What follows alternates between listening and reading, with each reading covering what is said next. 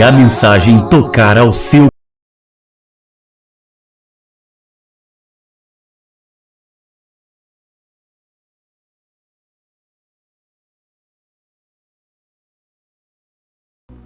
Graças a Deus, é muito bom estar com vocês aqui novamente, estamos aí de volta. Agora é 11h16, 7 de abril, para a honra e glória do Senhor Jesus. O tempo está passando, né, meu irmão?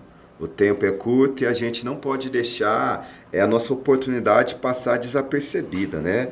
Irmãos, eu quero nessa manhã trazer uma palavra de Deus para a tua vida, para o teu crescimento, para a tua edificação.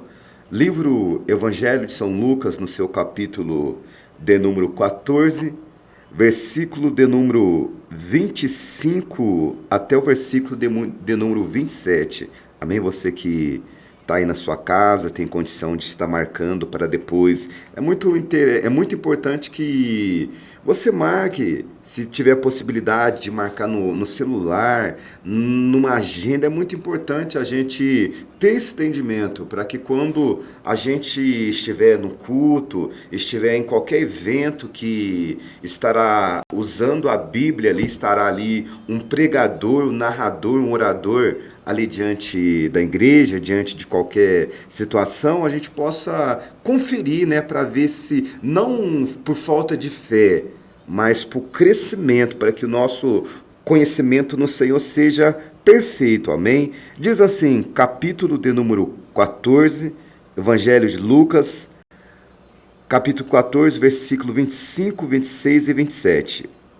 Ora, ia com ele uma grande multidão, e voltando-se, disse-lhe: se alguém vier a mim e não aborrecer seu pai e mãe, mulher e filho, irmãos, irmãs, e também a sua própria vida, não pode ser meu discípulo.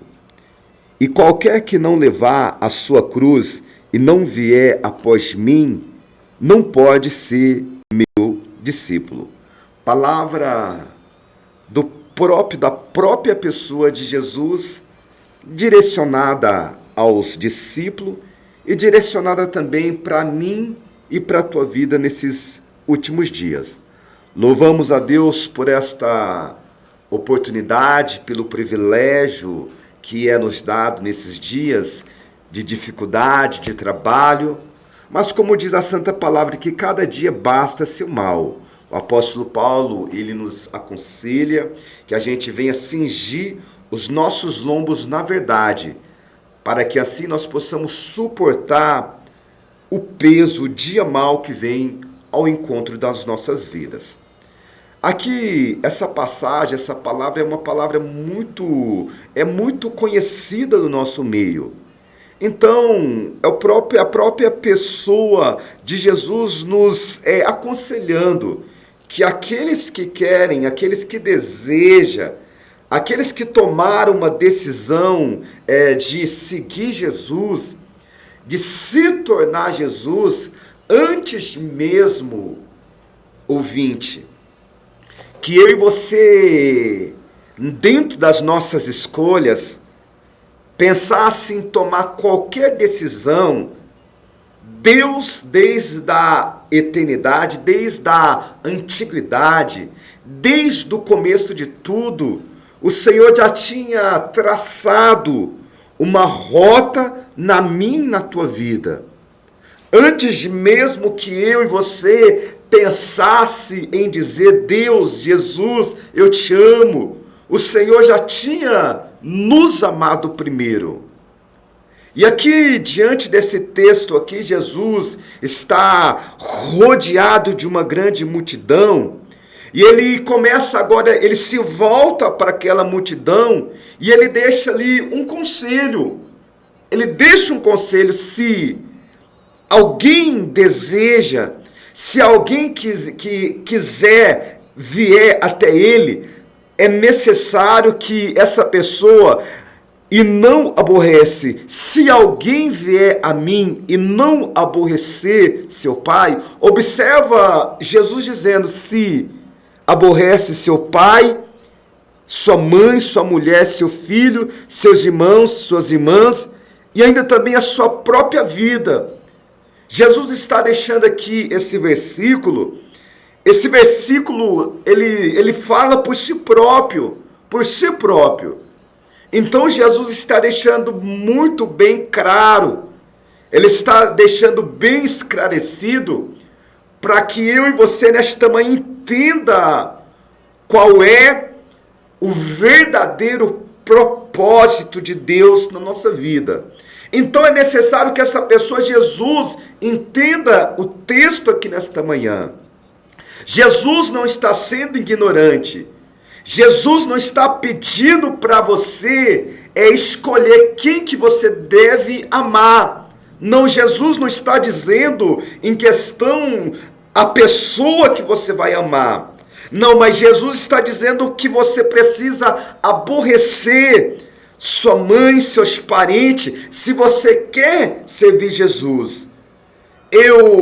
Por muito tempo da minha vida, no início da minha conversão, quando eu tinha oportunidade de ler essa palavra, e quando eu vi uma pessoa pregando esta palavra, um pastor narrando essa palavra, batia uma tristeza muito grande, porque naquele momento, naquele tempo, eu não tinha o entendimento que eu tenho hoje.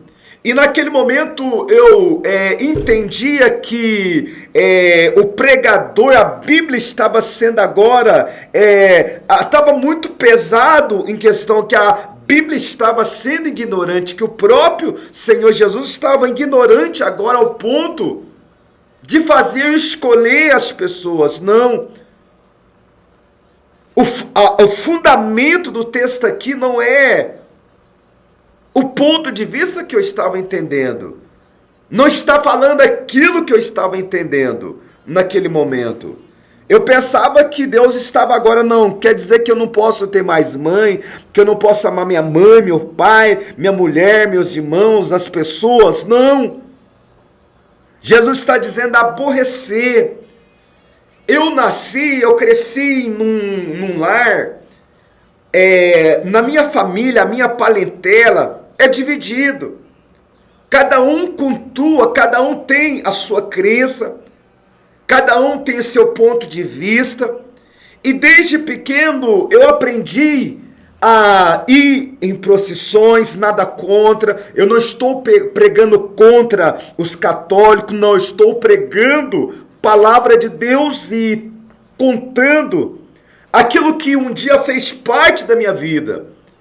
Minha avó, uma vez, certa ocasião, ela foi numa missa, e assim que ela saiu da missa, ela tropeçou numa pedra, e ela adquiriu ali na sua canela ali um ferimento.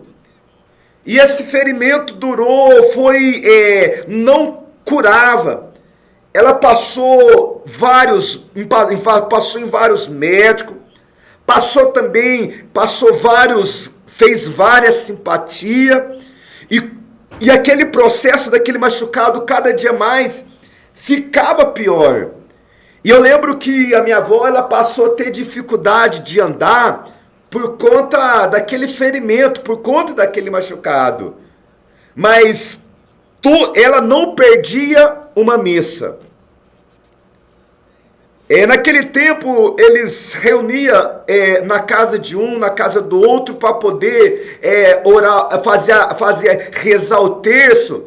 Ela não perdia uma visita que, junto ali daquele grupo, ela não perdia uma visita. Ela não perdia uma missa. Todas as procissões que eram feitas naqueles dias, em todas ela estava. E em todas ela acabava me carregando, eu ia com ela. Não sei se era como muleta, mas de certa forma eu ia, acompanhando a minha avó. E quando eu pensava em dispersar, dar o perdido, sumir de perto dela na multidão, ela ainda dava um pescoção ainda, ela ainda torcia a orelha. Então eu cresci assim, acompanhando minha avó nessas procissões. E Então, eu aprendi muito com a fé da minha avó. Porém, ela tinha seus costumes, a sua crença. Eu aprendi muito, vendo na pessoa da minha avó a devoção que ela tinha, o compromisso que ela tinha. Ainda que ela, naquele exato momento, ela ia adorar as imagens, ela ia prestar ali os seus sacrifícios ali, as imagens ali. O exemplo que eu tiro da minha avó, ela que era a pessoa que ela tinha, a responsabilidade que ela tinha, concernente ali às atividades da crença dela, o compromisso que ela tem. Então eu trouxe isso para a minha vida nos dias de hoje. É uma lição que eu tive no passado que marcou a minha vida. Então hoje, dentro de um processo de sofrimento, dentro de um processo de perseguição, eu lembro da dificuldade da minha avó. Ela mancando ali com aquele ferimento ali que não tinha cura. Eu não sei, mas de uma forma aquilo não se curava. Vivia ali passando faixa, e quanto mais ela enrolava a faixa ali nas pernas, ali na cara dela, mais aquele ferimento piorava. E tinha dia que eu acompanhava minha avó gemendo de dor. Ela vivia bebendo remédio, ela vivia fazendo simpatia e nada curava, nada amenizava aquela dor, exceto o momento que ela estava indo para a missa. Momentos que eu gravei na minha memória. Aquele momento que ela estava na procissão, parece que aquele ferimento não existia. E eu lembro que a gente ia nessas procissões bem extensas ali, e nós parava ali em alguns pontos ali, ela bebia água. Eu via que o semblante dela estava de tristeza. Eu não sabia discernir se era tristeza, se era dor, se era alegria. Mas ela permanecia ali naquela posição. Então, olhando para a vida da minha avó, olhando para minha mãe também, que não foi diferente, eu tinha tudo. Eu tinha os melhores exemplos para hoje estar ali, colocando em prática a fé da minha avó, tendo a mesma devoção a ela, a crença dela. Mas eu louvo a Deus por esse momento na minha história, mas chegou um dia eu comecei a ter algumas dúvidas no meu coração. Eu lembro quando eu comecei aí a participar mais, chegar mais perto dos jovens ali na igreja católica, e foi me surgindo ali a catequese, todo aquele processo ali. Eu não estou falando contra e nem mal, estou narrando simplesmente aquilo que aconteceu na minha vida, e foi me surgindo algumas perguntas. Foi me parecendo algumas dúvidas ali, e eu fui fazendo algumas perguntas. Até que um determinado dia eu tive com um amigo. Hoje ele é pastor, ele me falou muito de Jesus. Mas só que todas as vezes que ele vinha me falar de Jesus, ele sempre falava mal dos ídolos da igreja católica. Ele sempre batia ali com veemência.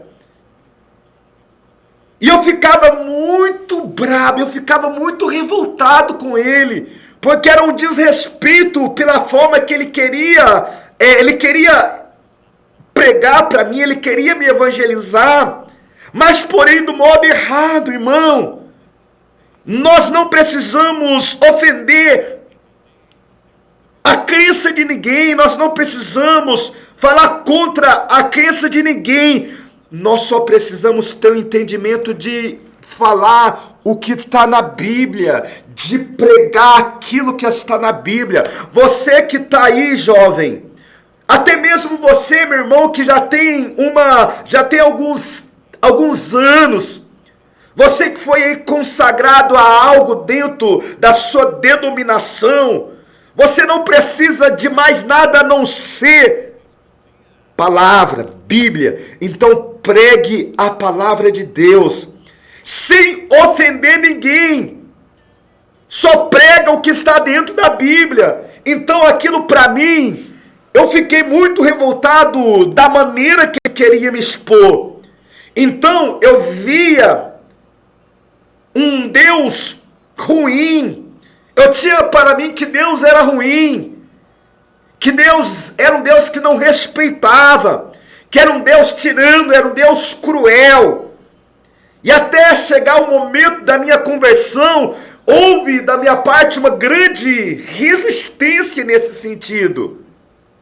Porque quando eu me lembrava da maneira que a pessoa queria ganhar, o intuito da pessoa era ganhar a minha vida.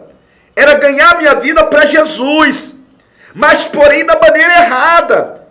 Quanto mais aquela pessoa queria ganhar a minha vida, ela não sabia que quanto mais ela insistia em bater de frente com aquilo que eu acreditava, mais ela estava me afastando. Aquela pessoa só me ganhou quando ela começou a orar. Teve um dia que ele falou: Gustavo, eu não vou te falar mais nada sobre a Bíblia. Porque todas as vezes que ele falava da Bíblia, da palavra de Deus, a gente brigava. Eu levava pro pessoal. E ali eu queria carcar a monoreia, ali eu perdi a amizade, ali eu perdi a razão. E eu acabava xingando ele de todos os nomes. Eu não tinha o entendimento da palavra de Deus. Eu não conhecia a sagrada palavra. Eu sabia da história de Jesus, do sofrimento de Jesus, mas até então eu não lia a Bíblia. Eu acompanhava aquela literatura nos dias de domingo na missa. Eu não tinha compromisso. Eu era católico e não era, estava ali. Mas tinha fé. Aquilo, a história, todo o processo que eu acompanhei a minha avó, aquilo, de certa forma, contribuiu hoje para a pessoa, para o ser humano, para o tipo de homem que eu sou hoje. Ele falou: Gustavo, eu não vou mais falar de Jesus para você, agora eu vou para o joelho. Eu acho que a coisa mais certa que ele fez foi a decisão correta que ele tomou quando ele foi para o joelho. Porque quando ele começou me colocar no joelho, quando ele foi colocar no joelho, que ele começou a orar pela minha vida, pela minha salvação, sabe agora quem começou a trabalhar? O dono da palavra, a pessoa em palavra, agora começou a agir. Então não queira, irmão, dá uma ajuda para Deus. Deus não precisa da minha e da tua ajuda para salvar ninguém, para libertar ninguém. Não é o líder da igreja, o anjo da igreja, não é o pai, não é a mãe que convence o pecador, o homem, do seu pecado. E hoje eu fui abordado de uma maneira violenta. Eu fui abordado que eu passei a ter raiva de crente, raiva do Deus da Bíblia. Então houve um processo muito doloroso, mas quando ele me colocou em oração, eu creio que da mesma maneira que Deus tratou com ele no momento que ele orava, Deus também se alegrou na oração dele pela minha vida. E sendo assim, agora o Espírito de Deus começou a agir na minha vida. Eu comecei a entender, nasceu uma vontade dentro da minha alma em conhecer a Bíblia, em ler a Bíblia. Porque até então eu conhecia Jesus pela boca dos outros. Eu acreditava naquilo que os outros falavam.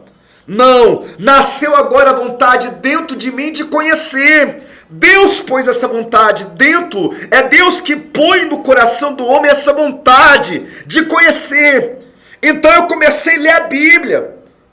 Comecei de Gênesis até Apocalipse, lendo, relendo. Tinha vezes que eu ficava quase 20 dias lendo o mesmo versículo, tentando ali entender, porque aquilo estava sendo como um moinho, estava sendo como um moedor de cana dentro da minha alma, que estava ali esmagando ali. Eu queria entender o que o texto estava dizendo.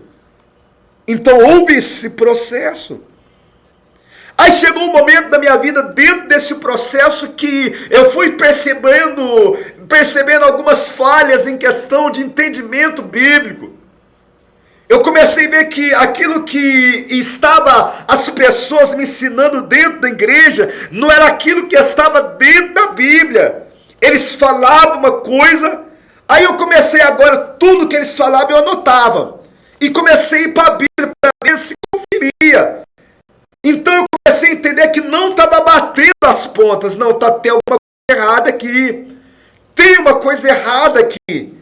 Então Deus, dentro desse processo, foi trabalhando. A sede de buscar a Deus foi aumentando. A sede de poder falar com Deus foi aumentando. E eu lembro que eu lembro até hoje, como se fosse hoje. Quando eu comecei a orar, Senhor, eu não sei orar. Eu não sei orar, Senhor. Eu sei rezar o terço, Ave Maria, eu sei rezar tudo, mas eu não sei orar. Eu lembro como se fosse hoje, quando eu comecei a colocar ali as palavras ali, pedir para Deus abrir meu entendimento.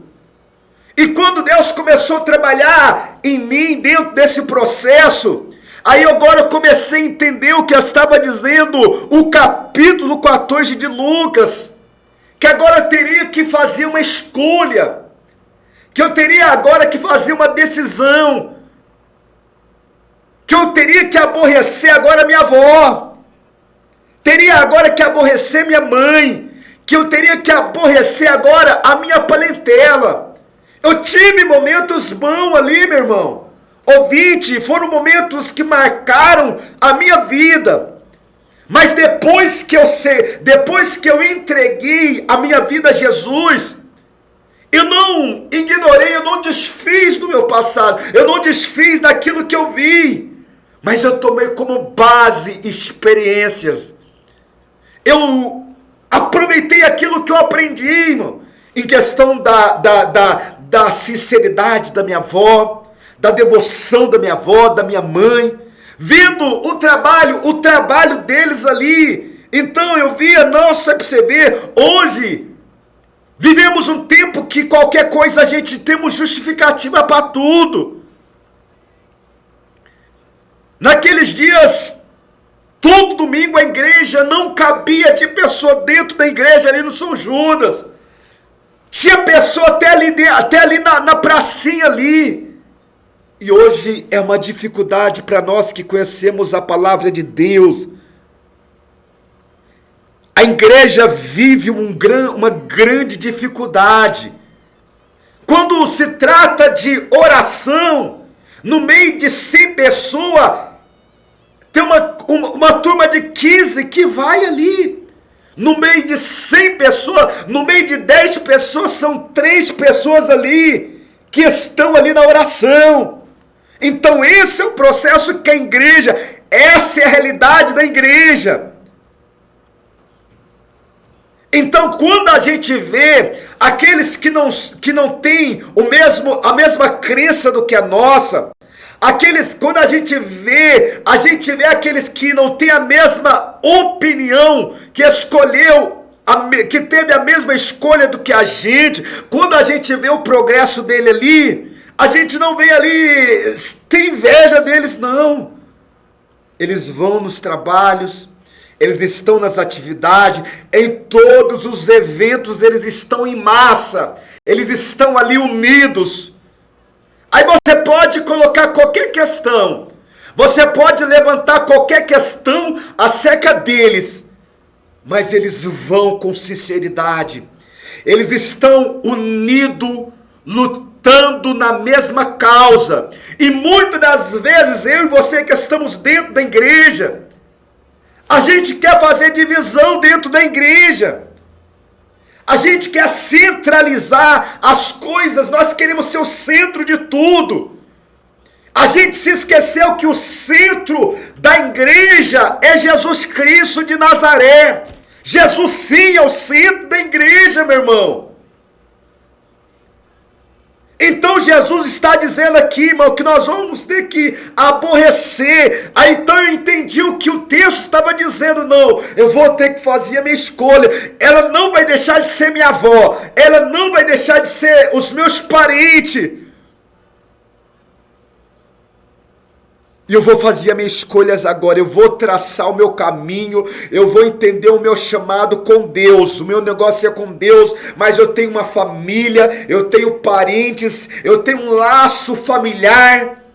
Então os meus laços familiares não pode interferir na minha decisão para com Deus, meu irmão. Se o teu esposo não cultua a Deus, por que você tem que ficar tendo a mesma atitude do que ele? Vai cultuar você, minha irmã. Se a tua esposa não vai, meu irmão, vai você no culto. Se os seus filhos não vão, vai você. Se os seus pais não vão na igreja, vai você. A nossa salvação é individual, assim como a nossa escolha. E assim como os nossos gostos, gosto é individual. Então procure você. É simplesmente assim. Jesus está dizendo, se você quer ser meu discípulo, se qualquer que não levar a sua cruz e não vier após mim, não pode ser o meu discípulo. Você não pode seguir. Você já parou você já percebeu algo na trajetória de todos aqueles que foram antes da gente? Abraão, um grande exemplo. Nós temos diversos exemplos de homens que fizeram a sua escolha. Abraão deixou tudo para trás e ganhou tudo para frente. Observa só, ele sai de Ur dos caldeus, ele sai do meio da tua parentela, ele pega a tua esposa, sai da casa do pai dele e vai para uma terra que ele não conhecia, uma terra desconhecida. Ele deixou tudo para trás. E o que eu e você temos deixado para trás, meu irmão? O que você deixou para trás? Para estar sentindo agora que você é o centro da igreja, que se você sai da igreja, a igreja vai fechar. Se você sai do ciclo de oração, o ciclo de oração vai morrer. Entenda uma coisa nesta manhã: quem sustenta a palavra é Deus, quem sustenta a sobrevivência do reino é Deus. Deus que trabalha, Deus que zela para que a palavra se cumpra e para que a igreja de Jesus permaneça. Então entenda essa mensagem, meu irmão. Receba em nome de Jesus essa palavra para a tua vida. Moisés também, ele trocou o luxo de uma vida egípcia, ele deixou o luxo do Egito pela poeira do deserto. E Deus o fez líder do seu povo. Está entendendo a inversão de valor? O mundo nas mãos de um governo tirano, o mundo na mão da liderança do anticristo, quer modelar uma geração fraca, invertendo os valores. O profeta profetizou que a lei se afrouxa, o justo, ele passa por errado, e o injusto passa por certo e a sentença sai pervertida. Os valores hoje é totalmente ao contrário. Moisés poderia estar ali, irmão, ele renunciou. Entenda uma coisa nessa manhã, a renúncia, ele renunciou ali, irmão, o luxo. Entenda, existe 4 questões acerca da escolha de Moisés. A quarta recusa de Moisés. Moisés, ele recusou a fama, meu irmão, a fama. Ele recusou a posição ali, ele recusou os deleites e a riqueza, irmão. Ele recusou todos esses benefícios para lá no deserto, tá rodeado de um povo rebelde, um povo difícil. Ele poderia ter ficado lá no Egito, sendo a segunda autoridade ali, sendo ali o príncipe do Egito ali. Ele deixou a fama, meu irmão. E hoje a gente vem para a igreja achando agora em busca de fama, em busca de reconhecimento. E a gente se perca, muitos estão perdidos, mas o pastor não está vivendo. Eu sou fácil, irmão. Deixa Deus dizer a respeito daquilo que você pensa, meu irmão.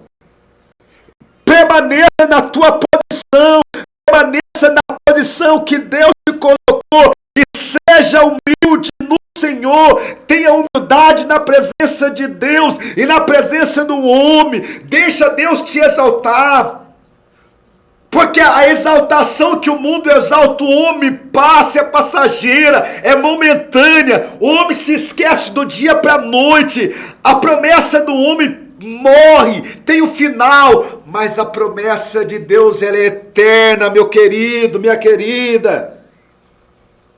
Receba esta palavra na tua vida aqui nesta manhã. Então, ele poderia ter vivido, ele recusou a fama, irmão, a fama de estar ali no meio dos faraó, no meio dos bambambam ali, ele poderia estar ali. Hoje a gente vive uma realidade muito triste como igreja, meu irmão. Estamos preocupados com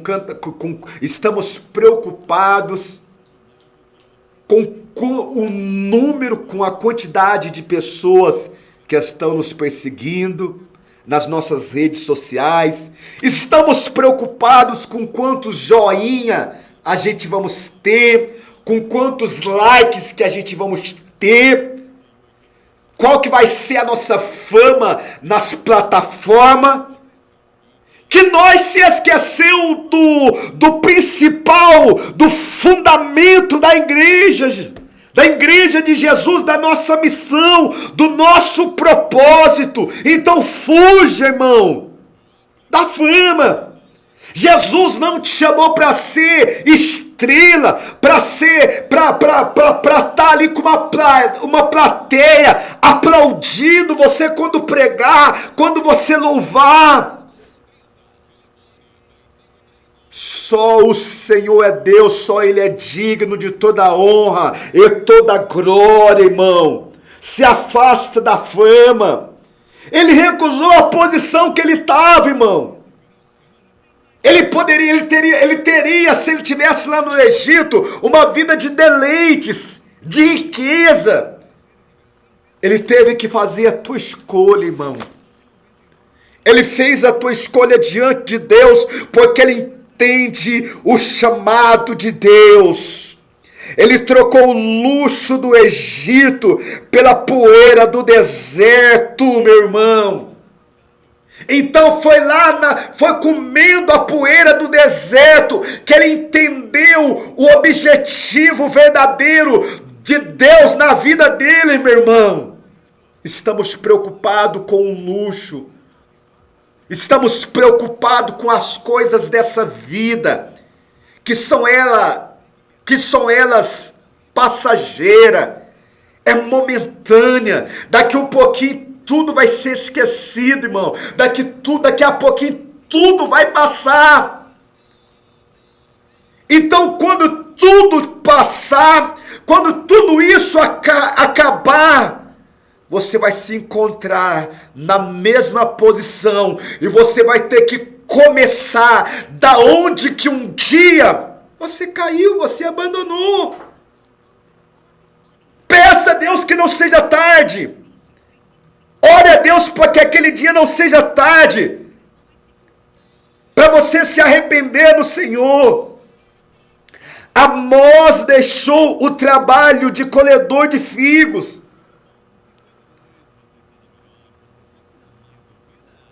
e foi transformado num grande mensageiro. Ele deixou ali, então a Bíblia tem exemplos para tudo, em todas as esferas. Ele deixou ali de ser um colhedor de figo e foi ser um verdadeiro mensageiro de Deus.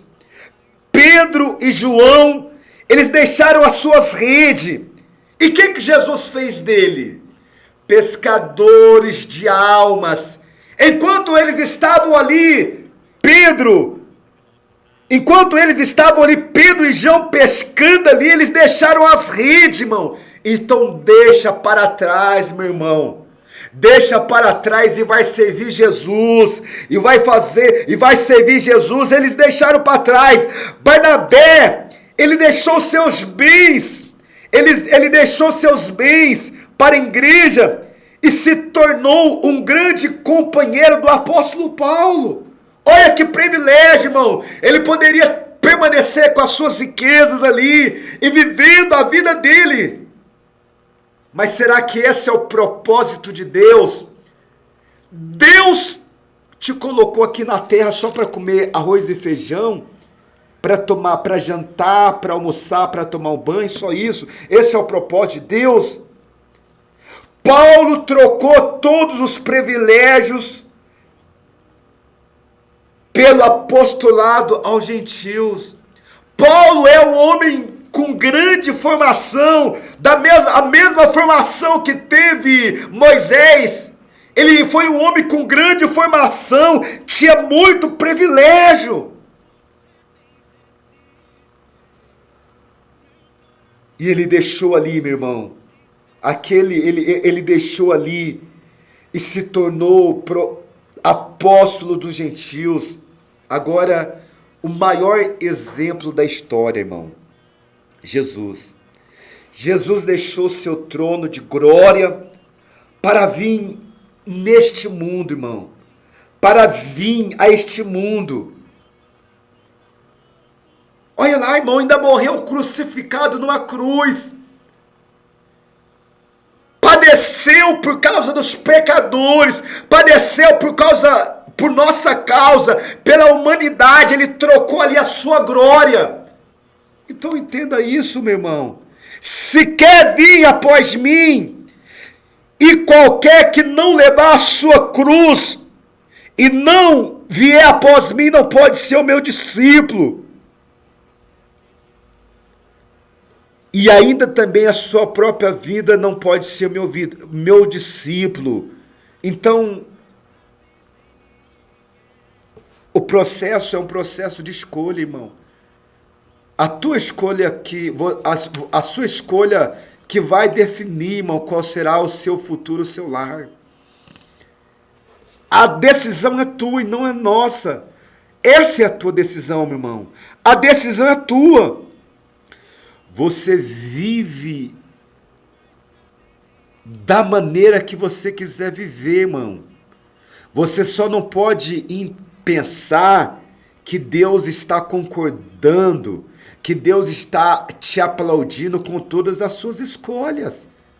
Vai ter escolhas que você vai fazer diante de Deus, e Deus estará contigo. Mas vai ter escolhas que você vai fazer que Deus, fora da presença de Deus, e Deus não vai poder estar contigo, devido às tuas escolhas, meus irmãos. Então, se alguém vier após mim e não aborrecer o seu pai, sua mãe, sua mulher, seu filho, seu irmão, sua irmã e ainda a sua própria vida, não pode ser os meus discípulos.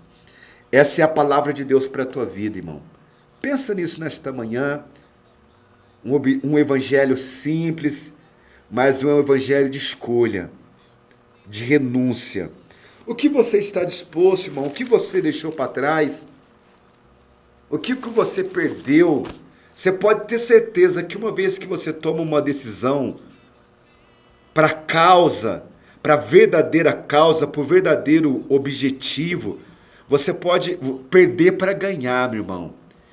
Perde nessa terra a luxúria, a vaidade, para ganhar uma eternidade com Ele, para ganhar uma eternidade com o Filho de Deus na eternidade. Receba essa palavra em nome do Senhor Jesus. Amanhã estaremos aqui para